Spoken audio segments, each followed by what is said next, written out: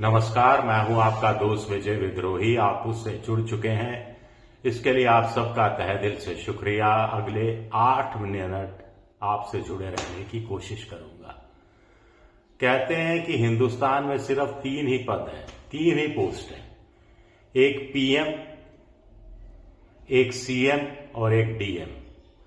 PM यानी prime minister, CM यानी chief minister और डीएम यानी डिस्ट्रिक्ट मजिस्ट्रेट यानी कलेक्टर।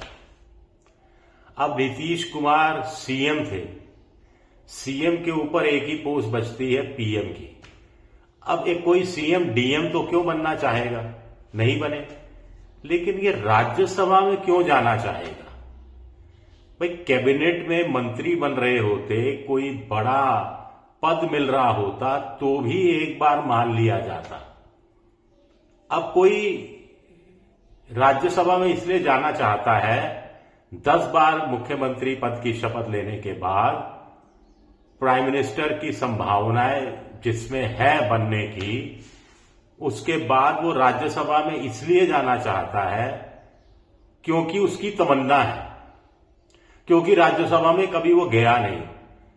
वो विधान परिषद में चला गया, विधानसभा में चला गया, लोकसभा में चला गया, लेकिन राज्यसभा में नहीं जा पाया।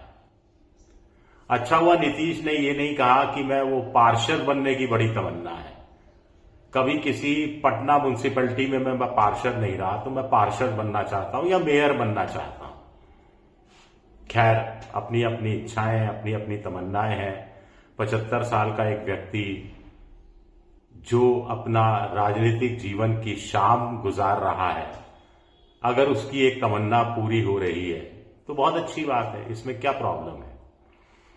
लेकिन तमन्ना या हसरत, पॉलिटिकल हसरत, सियासी हसरत किसी और की पूरी हो रही लगती है। ऐसे समय में जब युद्ध काल हो, भारत पर आर्थिक संकट, आर्थिक मंदी के बादल मंडरा रहे हो, तब देश का एक पीएम किसी राज्य विशेष में अपनी पार्टी का सीएम बन जाए, इसके लिए जद्दोजहद करता रहे, तो ये बात गले नहीं उतरती। ये बात गले नहीं उतरती कि मोदी ने नीतीश कुमार को राज्यसभा इसलिए भेजा ताकि बीजेपी का मुख्यमंत्री बन जाए वहां बिहार में। मकसद कुछ बड़ा है, मकसद बड़ा है, ये मैं आपको स्पष्ट करने की कोशिश करूंगा। लेकिन नीतीश मान कैसे गए?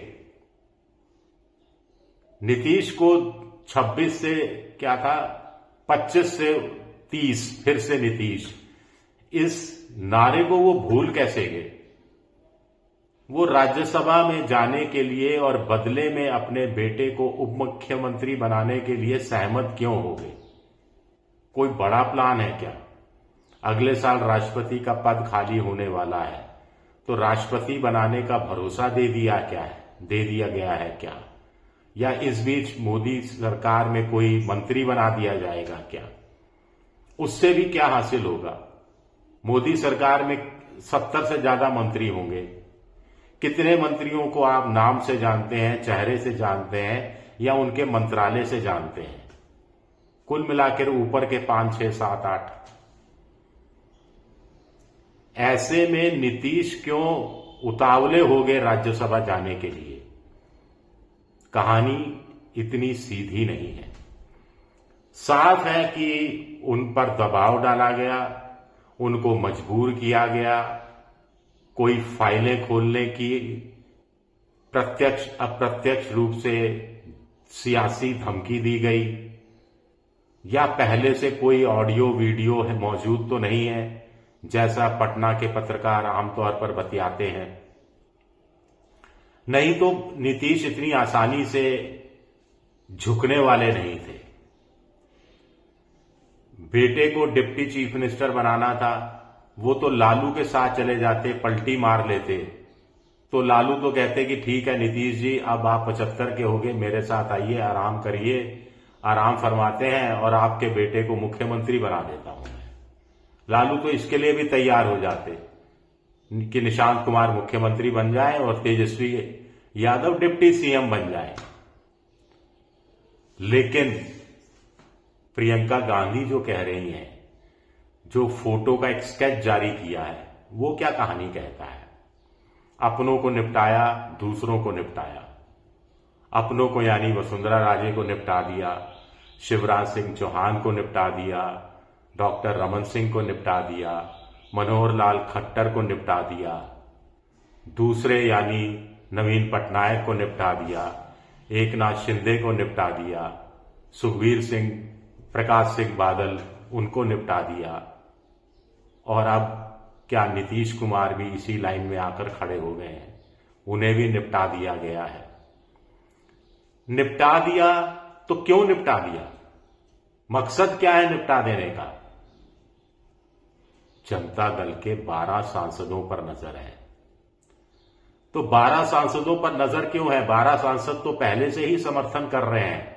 नीतीश बाबू तो ईरान के मुद्दे पर कुछ नहीं बोल रहे, जैसा मोदी जी नहीं बोल रहे।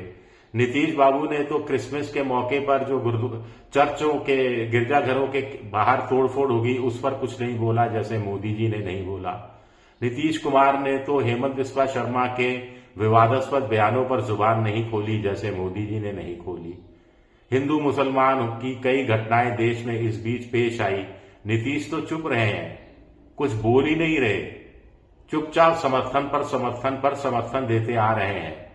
तो ऐसे में फिर 12 सांसदों को पर से क्या भरोसा उठ गया?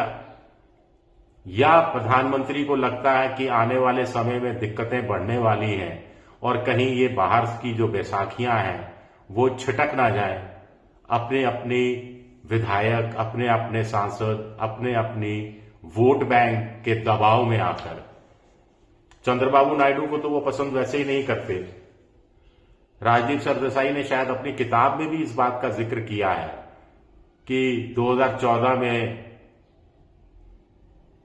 नरेंद्र मोदी ने खुद कहा था कि ये इस आदमी पर मुझे रत्ती भर भी यकीन नहीं है, चंद्रबाबू नायडू के लिए कहा था। और चंद्रबाबू नायडू ने तब मोदी सरकार का साथ भी छोड़ दिया था। अब एक साथ है। चंद्रबाबू नायडू के 16 + 2 18 सांसद हैं पवन कल्याण के मिला के। मुस्लिम आबादी, उनको भी बहुत जरूरी है उनके लिए मुस्लिम वोट बैंक को अपने साथ रखना। जो ईरान पर जो भारत का रवैया है उसको लेकर खफा नजर आती है। ट्रंप के साथ जो डील हुई उसमें जो श्रिम्प के वाले जो मछुआरे हैं आंध्र प्रदेश के, उनको नुकसान हुआ। अमरावती के बहाने, दूसरी योजनाओं के बहाने पैसा लेते रहते हैं चंद्रबाबू नायडू। लेकिन कहीं मोदी जी को ये तो नहीं डर सता रहा कि आने वाले समय में स्थितियां और विपरीत हुई तो ये भाग छूटेंगे। तो 12 सांसद तो कंट्रोल में कर लो, 240 अभी हैं, 12 साथ आगे पूरी तरीके से तो 252 हो जाएंगे। चिराग पासवान के 5 हैं, 257 हो जाएंगे। छोटी मोटी पार्टियों के और एकनाथ शिंदे के मिलाकर 10 के आसपास हैं ही, 267 268 हो जाते हैं मोटे तौर पर। बचे बहुमत के लिए 5।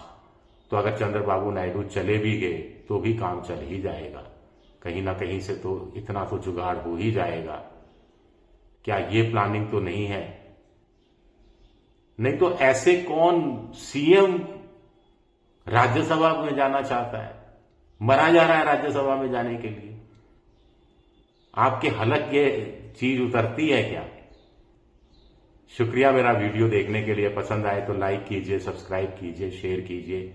आप मेंबरशिप ड्राइव में भी जा सकते हैं, मेरी मदद कर सकते हैं, जिसके लिए मैं आभारी रहूंगा आपका। शुक्रिया, बहुत बहुत शुक्रिया।